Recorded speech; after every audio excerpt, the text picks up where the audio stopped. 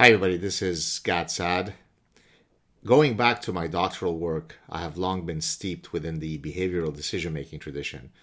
And for those of you who don't know, this is really the framework that tries to demonstrate that humans are hardly the rational decision makers that is espoused by Homo economicus, or the classical economic model.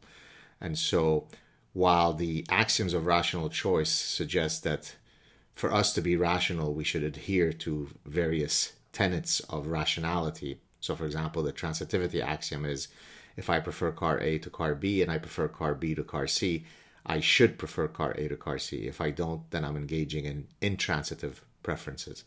And so, of course, psychologists like Daniel Kahneman and Amos Tversky did pioneering work demonstrating that we are hardly executors of these axioms of rational choice. Now let's take this idea and apply it to other domains.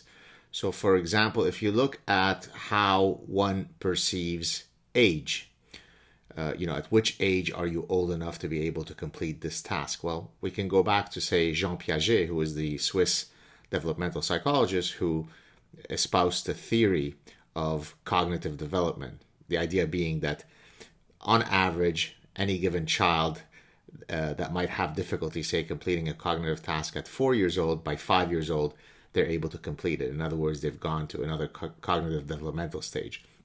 Someone like Lawrence Kohlberg took this framework and then applied it for the developmental stages of moral development. So the idea is that how we think, how we tackle cognitive tasks, how we navigate through moral reasoning problems are delineated as we age. So now let's apply this principle to the noble progressives when it comes to how they view age.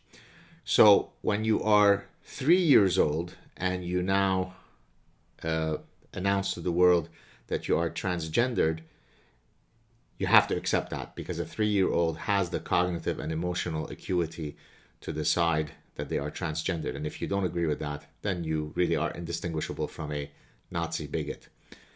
On the other hand, also, if you're 16 years old, you're old enough, at least certainly some progressives want to bring down the age of voting to 16 years old.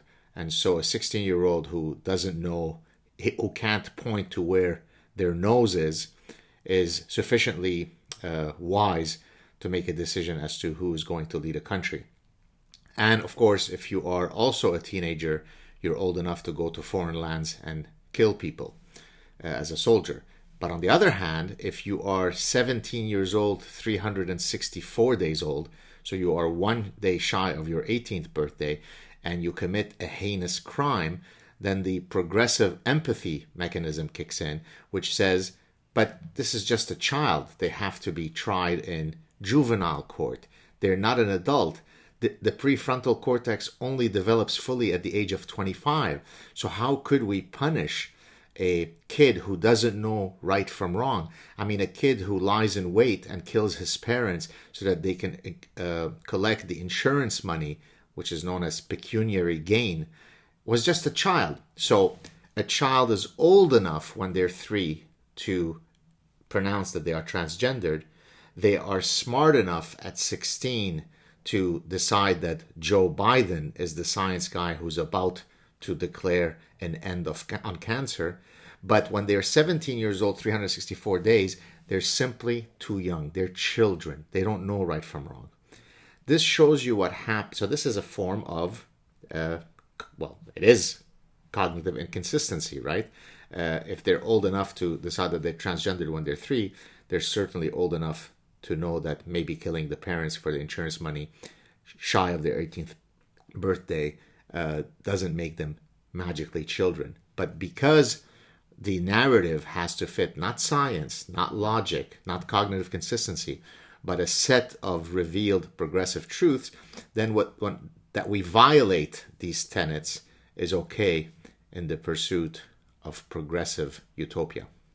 This is what happens when your brain is parasitized by dreadful parasitic idea pathogens. Go out, order this book, order it for a whole bunch of your friends and colleagues and family members, many of whom regrettably suffer from dreadful forms of distorted thinking. Have a good weekend, everybody. Not slowly we inch, quickly we gallop. Cheers, everybody.